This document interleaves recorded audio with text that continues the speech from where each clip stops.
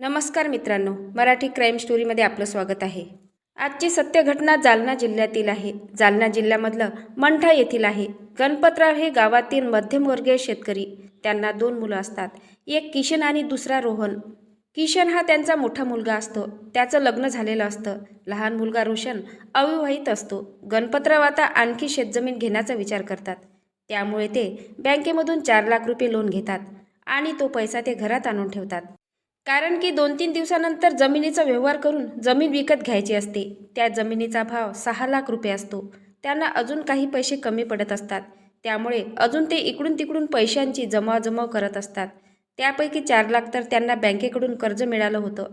आता ते पैसे आणतात आणि घराच्या बेडरूममध्ये कपाटामध्ये ठेवतात आणि त्याच बेडरूममध्ये रोशन झोपत असतो। तारीख असते 4 डिसेंबर 2025। त्यांच्या गावामध्ये ऑर्केस्ट्राचं आयोजन केलेलं असतं। ऑर्केस्ट्रामध्ये फक्त गाणेच नाही तर त्यामध्ये 3 मुलीही येतात। आता ऑर्केस्ट्रामध्ये मुली जेव्हा नाचतात तेव्हा अख्खं गाव त्या ठिकाणी बघण्यासाठी जातात, कारण त्या मुली दिसायला खूप सुंदर असतात। त्यामुळे गणपतरावचा लहान मुलगा रोशन त्याची ही इच्छा झाली की आपणही ऑर्केस्ट्रा बघितला पाहिजे, त्या ठिकाणी जावं। त्यामुळे तो ऑर्केस्ट्रा बघण्यासाठी तिथे गेला। तिथे गेल्यावर जेव्हा त्याने त्या सुंदर मुलींना बघितलं तेव्हा त्यांच्यावरती तो मोहित होऊन गेला आणि त्यांच्याकडेच तो टक लावून बघत राहिला। आता त्या मुली दिसायला तर खूपच सुंदर होत्या आणि त्याचबरोबर त्यांचं नाचणंही फार सुंदर होतं। ते बघण्यासाठी संपूर्ण गाव उलटलं होतं। त्यांच्यावरती लोक एवढी मोहित होत होते की त्यांच्याजवळ जाऊन तिथे काही लोक त्यांच्यावरती पैसेही लुटत होते। आता त्या मुली फार हुशार होता, तिथे पैसा कमवायलाच आले होते, त्यामुळे ते चालाकी करत होते। जेही माणसं त्यांना पैसे द्यायचे त्यांच्याकडे जाऊन ते त्यांच्यासोबत थांबायचे, जेणेकरून ते अजून त्यांना पैसे देतील। आता रोशनलाही वाटलं की त्या मुली त्यांच्याजवळ यावं, पण त्याच्याकडे काही त्या येत नव्हत्या। आता त्याच्याकडे पैशाला कुठे कमी होती। त्याने घरामध्येच बघितलं होतं की घरच्यांनी पैसा आणून ठेवला आहे, त्यामुळे तो घरी गेला आणि घरच्यांनी जे जमीन विकत घेण्यासाठी 4 लाख रुपये ठेवले होते, त्याने विचार केला की जर मी याच्यातून 10,000 रुपये काढले तर कुणाला काही फरक पडणार नाही आणि माहितीही होणार नाही।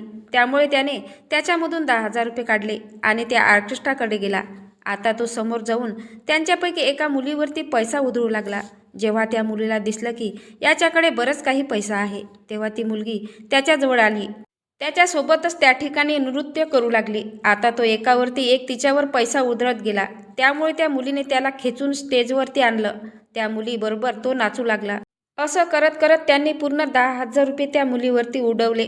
आता त्यांनी हळूच त्या मुलीला विचारलं की माझं एक काम करशील का? त्यावरती म्हटली की काय? तो म्हणाला की मला खुश करशील का? तुला पाहिजे तेवढा पैसा मी तुला देईल। त्यावर त्या मुलीने त्याचा नंबर घेतला आणि सांगितलं की मी तुला फोन करेल। त्यानंतर तो स्टेज खाली आला आणि वाट बघू लागला की ती त्याला फोन करेल। त्यांचा ऑर्केस्ट्रा रात्री 11 पर्यंत राहिला। त्यानंतर ऑर्केस्ट्रा बंद झाला आणि सगळे त्यांच्या त्यांच्या रूममध्ये गेले। त्यांच्या राहण्याची सोय अशा प्रकारे केली होती की लेडीज वेगळ्या रूममध्ये आणि जेंट्स वेगळ्या रूममध्ये थांबले होते। आता काही वेळानंतर म्हणजे 11:30 ते 11:45च्या दरम्यान त्या मुलीचा फोन आला। ती त्याला म्हणाली की तू आता येऊ शकतो का? पण मला चांगली रक्कम द्यावी लागेल। तो म्हणाला तू सांग तुला किती पैसे पाहिजे? ती मुलगी म्हणाली की मला 20,000 रुपये पाहिजे। आता हा रोशन त्या मुलीच्या प्रेमामध्ये वेडापिसा झाला होता की त्याला कसलंही भान राहिलं नाही। त्याने लगेच घरून 20,000 रुपये काढले आणि तो त्या मुलीकडे गेला। तिथे गेल्यानंतर त्यांनी वापस तिला फोन केला आणि सांगितलं की मी इथे आलो आहे। ती त्याला आतमध्ये घेऊन गेली आणि म्हणाली की आधी पैसे दे। त्याने तिला 20,000 रुपये दिले आणि त्यानंतर मनसोक्तपणे त्यांनी वेळ घालवला। रोशनने मन भरून सगळं काही केलं। 1 ते 1.5 तासानंतर त्याच्या ऑर्केस्ट्राच्या दुसऱ्या मुली त्या दोघीही त्या ठिकाणी आल्या। त्यांनी बघितलं होतं की या मुलाकडे बराच पैसा आहे। ऑर्केस्ट्रामध्येही त्याने बराच पैसा उडवला आहे आणि वरून 20,000 रुपये देखील हिला दिले। त्यामुळे दुसऱ्या मुलीही त्या ठिकाणी आल्या आणि म्हणाल्या आमच्यावरती थोडी कृपा कर, आम्हाला काही पैसे दे। त्यावर रोशन म्हणाला मी तुम्हाला पैसे तर देईल, पण माझ्यासोबत तुम्हाला हे सगळं करावे लागेल।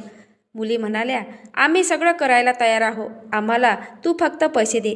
त्यावेळी रोशन वापस घरी आला। रोशनने आता 50,000 रुपये काढले आणि वापस तो त्या ठिकाणी गेला। त्या मुलींना पैसे दिले आणि त्या 2 मुलींसोबत त्याने पूर्ण रात्र घालवली। अशा प्रकारे तो सकाळी 4 वाजता चुपचाप घरी आला आणि झोपण्याची तयारी करू लागला। तेव्हा अचानक त्याच्या फोनवरती व्हॉट्सअप मेसेज आला। त्यामध्ये एक व्हिडिओ होता. त्या व्हिडिओमध्ये रोशन त्या मुलीसोबत नको ते कृत्य करताना दिसला. त्याला वाटलं हे सर्व काय आहे. तेव्हा त्याच्या फोनवरती एक कॉल आला. त्या ऑर्केस्ट्रावाल्याच्या मुलींचा तो कॉल होता. मुलगी म्हणाली, बघितलं का तू? तुझ्या व्हॉट्सअपवरती व्हिडिओ पाठवला होता, तो आमच्याकडे आहे. रोशन म्हणाला, काय प्रकार आहे? तुम्ही माझा व्हिडिओ कसा काय काढला?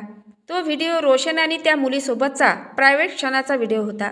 ती ऑर्केस्ट्रावाली त्याला धमकी देऊ लागली आणि त्याला म्हणाली, आत्ताच्या आत्ता आम्हाला 5 लाख रुपये दे. नाही दिले तर हा व्हिडिओ आम्ही सोशल मीडियावरती पूर्ण व्हायरल करून टाकू. तुझी पूर्णपणे बदनामी होईल. आता रोशन घाबरून गेला. त्याने त्यांना विनंती केली. रोशन म्हणाला, माझ्याकडे एवढा पैसा नाही, कृपा करून थोडे कमी पैसे करा. त्यावर म्हणाल्या, तुझ्याकडे किती पैसा आहे? आता हे ऑर्केस्ट्रावाले जे आले होते त्यांनी बघितलं या मुलाकडे बराच पैसा आहे. त्यांना असं वाटलं त्याच्याकडून जेवढा पैसा मिळेल तेवढा आपण घेऊ आणि दुसऱ्या दिवशी गायब होऊन जाऊ. आणि ते या प्लॅनमध्ये सक्सेस देखील होतात. त्यांनी रोशनला सांगितलं, तू किती पैसा देऊ शकतो? त्यावर तो म्हणाला, मी 3 लाख रुपये देऊ शकतो. आता रोशनने 3 लाख रुपये घेतले आणि मागच्या दारातून तो हळूच बाहेर निघाला आणि ऑर्केस्ट्रावालीकडे गेला आणि त्यानंतर त्याने 3 लाख रुपये दिले. रोशन आता त्यांना विनंती करू लागला, कृपा करून माझा हा व्हिडिओ डिलीट करा आणि कोणालाही सांगू नका. पण रोशनला आता घरचंही टेन्शन येत होतं. जर घरच्या लोकांना पैसे दिसणार नाही तर ते काय म्हणतील. त्यामुळे सांगू लागला, हा जो पैसा आहे तो माझा नाही, हा पैसा माझा वडिलांचा आहे. त्यामुळे मी खूप टेन्शनमध्ये आलो आहे. मी काय करू मला काही कळत नाही. त्यावर ते ऑर्केस्ट्रावाले म्हणाले की तू घरी सांगून टाक की चोरी झाली आहे, म्हणजे तुलाही काही टेन्शन होणार नाही. असं म्हणून त्याला हाकलून दिलं. रोशन आता कसंबसं उदास मनाने आपल्या घरी आला. मागच्या दाराने पलंगावरती झोपला, पण त्याला काही झोप लागत नव्हती. आता सकाळचे 4:30 ते 5 वाजले होते. तो खूप टेन्शनमध्ये होता की आता कसं होणार. आणि लगेच 6-6:30 वाजता मॉर्निंग वॉकच्या बहाण्याने तो घरातून बाहेर निघाला आणि विचार करू लागला की आता काय करायचं. आता घरामध्ये रोशनची आई नेहमी बघत राहायची पैसा व्यवस्थित आहे की नाही, कारण त्यांना 2 दिवसानंतर जमिनीचा मोठा व्यवहार करायचा होता. त्यांनी घरामध्ये येऊन सकाळी 7 वाजता चेक केलं पैसा आहे की नाही. मात्र त्यांना समजलं की पैसा सगळा गायब आहे. जेवढा पैसा आणला होता त्यापैकी त्या ठिकाणी थोडेच पैसे शिल्लक राहिले होते. बाकीचा सगळा पैसा कुठे गेला. त्यामुळे ती खूप टेन्शनमध्ये आली आणि ती गणपतरावांना विचारू लागली, घरात ठेवलेला पैसा कुठे गेला आहे? तुम्ही बघितलं का? तुम्ही दुसरीकडे ठेवला आहे का? त्यावर गणपतराव म्हणाला, मी तर सर्व पैसा इथेच ठेवले होते, ते कुठे गेले मला काहीच माहीत नाही. त्यांनी लगेच रोशनला बघितलं. रोशन कुठे गेला तर तो बाहेर मॉर्निंग वॉकला गेला आहे. त्याला लगेच कॉल करून बोलावण्यात आलं आणि त्याला विचारले, पैसे कोणी काढले आहे? त्या ठिकाणी तू झोपला होता ना? तो म्हणाला, मला काय माहीत, मी तर रात्री ऑर्केस्ट्रा बघायला गेलो होतो, त्यानंतर मी झोपलो होतो, मला काहीच माहीत नाही. आता सगळ्यांना असंच वाटू लागलं की त्यांचा जो पैसा आहे तोच पैसा चोरीला गेलेला आहे. त्यामुळे गणपतरावने लगेच पोलीस स्टेशनमध्ये धाव घेतली आणि घडलेला सगळा प्रकार पोलिसांना सांगितला. पोलिसांनी तपास सुरू केला. पोलीस आले. त्यांनी घटनास्थळ बघितलं. घरच्यांनी विचारपूस केली. त्यांना कसल्याही प्रकारचा पुरावा मिळाला नाही. आता ही बातमी गावात वाऱ्यासारखी पसरली. तेव्हा गावातील लोकांमध्ये चर्चा सुरू झाली. तेव्हा एक व्यक्ती लगेच पोलीस स्टेशनमध्ये गेला आणि त्याने सांगितले की गणपतरावचा मुलगा रोशन हा खूप पैसे उधळत होता. ऑर्केस्ट्रामध्ये ज्या मुली नाचत होत्या त्यांच्यावरती हा मुलगा एवढे पैसे उधळत होता आणि त्यांच्यासोबत स्टेजवरती नाचत देखील होता. ही माहिती मिळाल्यावरती पोलिसांनी लगेच रोशनला ताब्यात घेतलं आणि त्याची कसून चौकशी सुरू केली.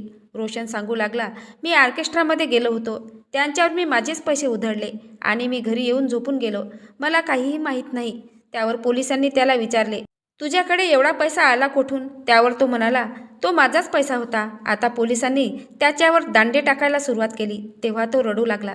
त्यानंतर पोलिसांनी रोशनला प्रेमाने समजावलं, तू पैसे घेतले असेल तर सांगून टाक, काय झालं काय नाही हे आम्हाला सगळं सांगून टाक, जेणेकरून आम्ही आरोपींना पकडू शकू. आता रोशनने घडलेला सगळा प्रकार पोलिसांना सांगण्यास सुरुवात केली. त्याने सांगितलं की कशा प्रकारे त्या ऑर्केस्ट्रावाल्यांनी लुबाडलं, ब्लॅकमेल केलं, व्हिडिओ काढले आणि सगळा पैसा लुबाडून टाकला. पोलिसांनी लगेच त्या परिवाराला कॉन्टॅक्ट केला ज्यांनी हा ऑर्केस्ट्राचं आयोजन केलं होतं. मात्र ते ऑर्केस्ट्रा तेथून फरार झाले होते. त्यांनी त्यांचे नाव गाव सगळे डिटेल्स घेतले आणि अवघ्या 2 तासांमध्ये त्यांना पोलिसांनी पकडले. त्यांची ऑर्केस्ट्राची मोठी टीम होती. त्यांच्यात 10-12 माणसं होते आणि त्यात 3 मुली होत्या. पोलिसांसमोर त्यांचं काही चाललं नाही. त्यांनी सांगितलं की तुम्ही रोशनचा पैसा घेतला होता का? तो सगळा पैसा परत द्या, नाहीतर तुम्हाला जेल होईल. त्यावर मुली म्हणाल्या, आम्ही फुकट पैसा घेतलेला नाही. त्याला विचारा, त्याने आमच्यासोबत रात्रभर काय केले आहे. त्यावर पोलीस म्हणाले, त्याला तुम्ही ब्लॅकमेल केलं. हा तर मोठा गुन्हा आहे. त्यावेळी पोलिसांनी त्या ऑर्केस्ट्रावाल्याकडून सगळा पैसा काढला आणि गणपतराव यांच्याकडे दिला. पोलिसांच्या सतर्कतेमुळे त्यांचे ते पैसे त्यांना परत मिळाले. रोशनला मौज मजा करायची होती तर स्वतःच्या पैशाने करायचं होतं. वडिलांच्या पैशाला हात लावायला नको होतं. आजच्या या कलयुगामध्ये फसवणूक जास्त केलेली जात आहे. ब्लॅकमेलिंगचे प्रमाण वाढत आहे. आपण अशा लोकांपासून सावध राहिले पाहिजे. तुम्हाला या घटनेबद्दल काय वाटते नक्की कमेंट बॉक्समध्ये सांगा. नवीन असाल तर चॅनलला सबस्क्राईब करा, लाईक करा. भेटूया पुढल्या व्हिडिओत. जय महाराष्ट्र.